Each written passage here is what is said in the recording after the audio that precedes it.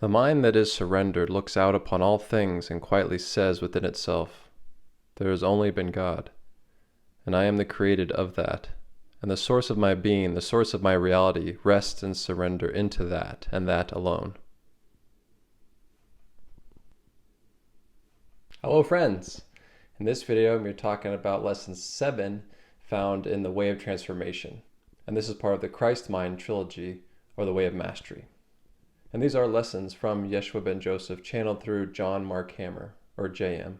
They reestablish his teachings and his pathway to enlightenment and to mastery. And in them he shares his true message and not the message that has been skewed or misinterpreted throughout time through religion and so forth. These books are so good. So good. I highly recommend checking them out. Lesson 7 is a good one. I really liked it, and it was hard for me to cut it down to a shorter video. There's so much in there. And the 3 main topics he goes over in this lesson is the body, peace, and surrender. He begins the lesson with reminding us of our true purpose here. And that is to extend love, is to express the holy, the good, and the beautiful. And that it must become our commitment if we want to awaken, if we want to remember what we truly are, if we want to remember our unity. And he says all who have sought him out, who are reading these lessons, or who were in person during these channelings, he says you have come because you've realized that the illusion doesn't satisfy you anymore. It has become too painful. And you're seeking for the truth. There's something within you that knows that there is more to you than this illusion of separation. Therefore, the extension of the good, the holy, and the beautiful needs to become your sole purpose, as it has become ours. For only when the mind is used for this purpose alone can there be the perfect remembrance of the kingdom. And you have sought us out because you desire the kingdom, because the weight of your illusions has become too painful. The games that you have sought to play within the dream of separation no longer satisfy, no longer seduce you, no longer gratify your imagination. And beneath all dreams you have heard the call of the one who sent you forth and asks you, "Little child, return. I am with you still. Let us create together the good, the holy, and the beautiful." He then begins to talk about the body and how this physical dimension isn't real. All it is the outpicturing of thoughts coming from the mind. It is all a self-created dream. And because of that one belief and thought of separation, the body has become the symbol of separation, of the ego. It is the ultimate symbol of the ego. And he describes what that belief sounds like. "Surely I am separate from God. That is the outpicturing I want, so I will look upon a physical body, identify myself with it, and therefore seem to peer out from the body and see great distance between myself and others.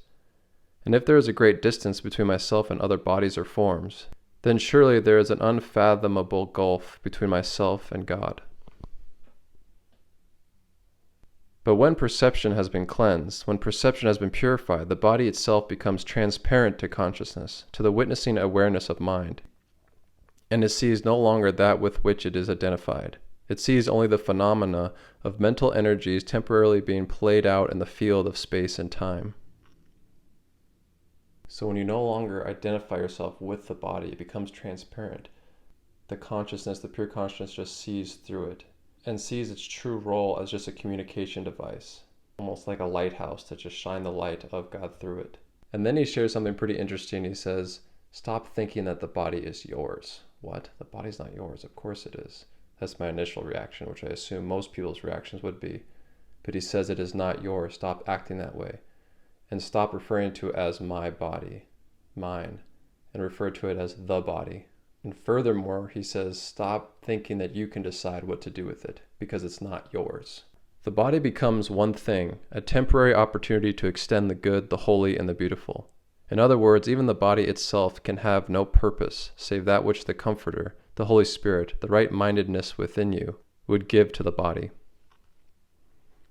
Therefore, if you would know a body at peace, if you would know a body that serves only the function of being a communication device for the love of God, cease in perceiving it as your own, and give up the apparent right to make decisions for yourself in regard to the body. That idea probably seems pretty extreme and jarring. It is not ours. We can't even decide what to do with it. This leads to the next idea, which is complete surrender. This is a huge theme in all of enlightenment. In many sources, almost all sources with spiritual masters and spiritual text, surrender is key. Because even though illusion seems like there are many, it all stems from one idea, one illusion. The idea that you are separate from Creator, from God, from consciousness, from the love light, from the Tao, from Great Spirit, from the Mother, from the Father, whatever you wish to call it. It's that one idea that you are separate, that your mind is separate from the mind of God. And in Yeshua's words, this is insane. So we're living in insanity, thinking that we're different, thinking we have to figure it out on ourselves, thinking that we need to survive and strive and gain and level up and so forth. And that is only the real barrier to our realization. So what must we do? We must surrender it. We must let go of that idea, that belief that we are separate. Surrender means to settle into the position of the servant, the conduit through which the mind of God, the love of God, can be expressed. The mind that exists in perfect surrender sees absolutely no purpose to any moment of experience save this. The mind in perfect surrender looks out upon a world that has been healed from its own misperception that the world has had power over it.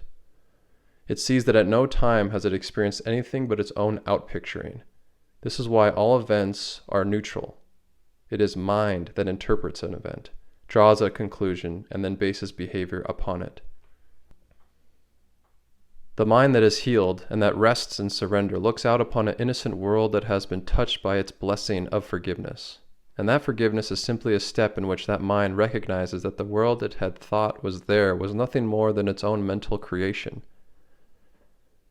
and smiles and laughs and sees that the world has held no power, and that all events that have arisen, all interpretation of events, have been generated from within the kingdom of the mind, the one place that is given unto you to assume responsibility for as your domain.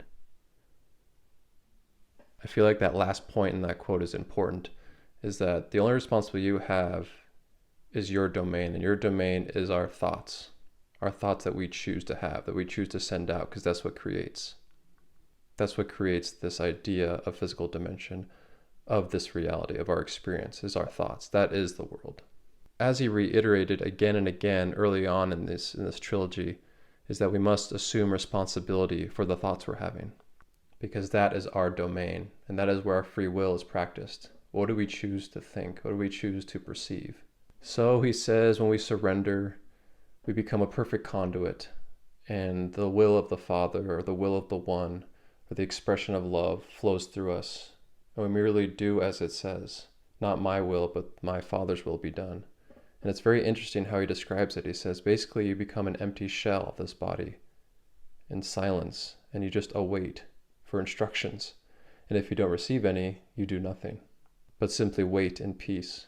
And elsewhere in JON MARC HAMMER's channelings of Yeshua, I heard him share that Yeshua, when he was studying in India and Kashmir region, he was ready to just stay there in deep peace and just let the body dissolve. He had felt such blissful union with God or with the Father. And then he heard within himself, no, go to your homeland. I am to reach more minds through you. So that is why he returned, to play out that drama that we're also familiar with, so that he could be an example that the body is nothing, that only love exists, and that we are eternal. He then shares how true revelation is ineffable, is indescribable. And this is another theme, just like surrender, that shows up ubiquitously over and over again from other spiritual masters, from different traditions, from certain religious texts, is that you can't describe this peace, which is why it has been described as the peace that goes beyond understanding. Because language is within this dream of separation. It was designed with separation in mind, so you can't even describe it using language. So it is a profound, indescribable peace that is felt when we realize that we are not the body, that we completely empty ourselves, and that this true self fills us, or that the love, the mind of God fills us, and that we become a conduit for it. It is true peace. Peace comes only when any mind surrenders unconditionally the dream of the dreamer, him or herself, so that there is only God and God's creation. And we have shared with you before that that creation is one, the Christ mind, and that mind is not in body. It is not a particular form, and certainly does not belong to any personal entity. I was never the Christ, as though you are not. Like you, I was a temporary modification of eternal energy, an outpicturing of a thought, a mental thought held in mind, which learned to surrender the misperception of the dreamer, and became informed only by Christ's mind. Only that mind was present, and yet it could not be touched through the body. That is why my crucifixion had no effect on me whatsoever. It merely sped up the process whereby the body was dissolved away as an idea. He then reminds us again of this idea that circumstances don't matter, or that the seemingly outer reality doesn't affect us. We are the cause of everything. Therefore, we are never a victim of circumstances, of events, of relationships. The world that you look out upon is innocent. The cause of the world is not found in the world, but only in the thoughts held within the mind. You remain perfectly free to choose to perceive differently. You remain free at all times to see that you are not the victim of circumstance, not the victim of a relationship, a career, what you call being born into a certain nation. You are never the victim of anything, since nothing within an illusion holds the power to truly have any effect on you. You are the one who remains free to assume responsibility for the domain of your mind. You are the one who is free to simply say, "Father, nevertheless, not my will, but thine be done."